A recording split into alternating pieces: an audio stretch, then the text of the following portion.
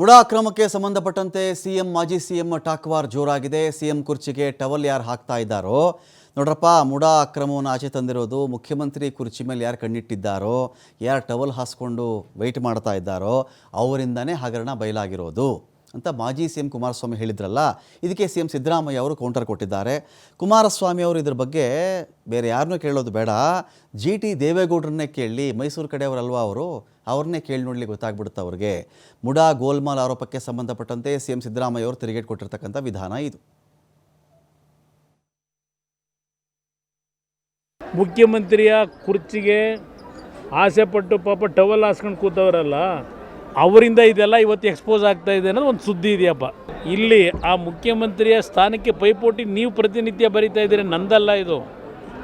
ಆ ಪೈಪೋಟಿನಲ್ಲಿ ಪಾಪ ಮುಖ್ಯಮಂತ್ರಿಗಳ ಪಾರದರ್ಶಕತೆ, ಅವರ ಆಡಳಿತ ಹೇಗಿದೆ ಅಂತಕ್ಕಂಥದ್ದನ್ನು ಅವರ ಪಕ್ಷದಲ್ಲೇ ಇರ್ತಕ್ಕಂಥವ್ರು ಮುಖ್ಯಮಂತ್ರಿ ಆಸೆ ಇಟ್ಟವರು ಇದೆಲ್ಲವನ್ನು ಎಕ್ಸ್ಪೋಸ್ ಮಾಡಿ ಅವ್ರನ್ನ ಇಳಿಸ್ಲಿಕ್ಕೆ ಏನೇನು ಮಾಡಬೇಕು ಅಂತ ಹೊರಟಿದ್ದಾರೆ ಅನ್ನೋದು ಚರ್ಚೆ ನಡೀತಾ ಇದೆ ರಾಜಕೀಯದ ವಲಯದಲ್ಲಿ.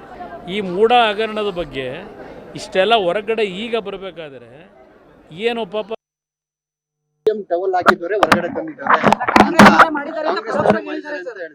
ಅವ್ರಿಗೆ ಟಿ ದೇವೇಗೌಡನಿಗೆ ಕೇಳಪ್ಪ, ಅವ್ರ ಮೆಂಬರ್ ಇದ್ದಾರೆ, ಅವ್ರನ್ನ ಕೇಳುವನು ಮೊದಲು.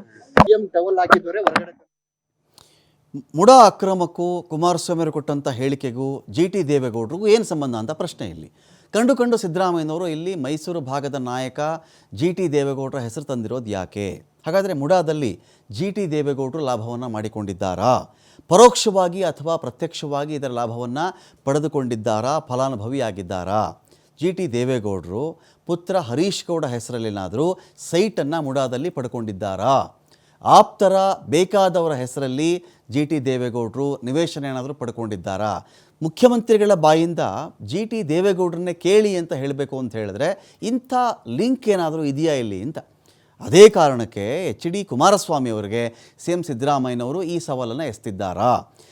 ಟಿ ಲಾಭ ಪಡೆದುಕೊಂಡಿರುವಂತಹ ಮಾಹಿತಿ ಏನಾದರೂ ಮುಖ್ಯಮಂತ್ರಿಗಳಿಗಿದೆಯಾ? ಆ ಥರ ಇಲ್ಲ ಅಂತ ಹೇಳಿದ್ಮೇಲೆ ಇಲ್ಲಿ ಟಿ ಹೆಸರು ಬರೋಕ್ಕಾಗಾದ್ರೆ ಏನು ಕಾರಣ ಅಂತ ಗೊತ್ತಾಗಬೇಕಿಲ್ಲಿ.